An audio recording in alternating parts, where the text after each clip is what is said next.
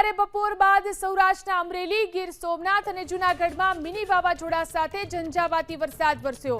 ખાસ કરી અમરેલીમાં 3.5 ઇંચ જેટલો વરસાદ ખાબકી જતા અનેક ઠેકાણે જળબંબાકારની સ્થિતિ સર્જાઈ। 70 થી 80 કિલોમીટરની ઝડપે પવન ફૂંકાયો। ભારે ખાનાખરાબી પણ સર્જાઈ। ઠેર ઠેર વૃક્ષો અને વીજ પોલ ધરાશાયી થતા વીજ પુરવઠો ખોરવાયો અને સાથે જ અનેક માર્ગો પણ પ્રભાવિત થયા। કેટલાક સ્થળોએ હોર્ડિંગ્સ, પતરા અને બેનરો ઉડી ગયા। અમરેલી શહેરમાં રસ્તા ઉપર પાણી ફરી વળ્યા।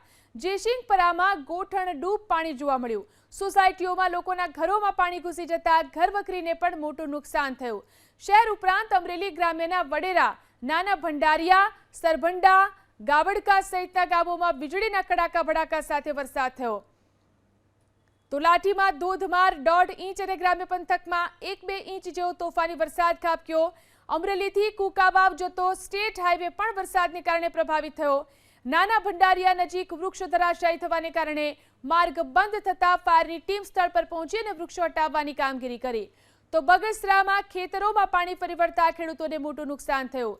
લાઠી ચાવડ હાઈવે ઉપર પણ અનેક વૃક્ષો ધરાશાયી થયા।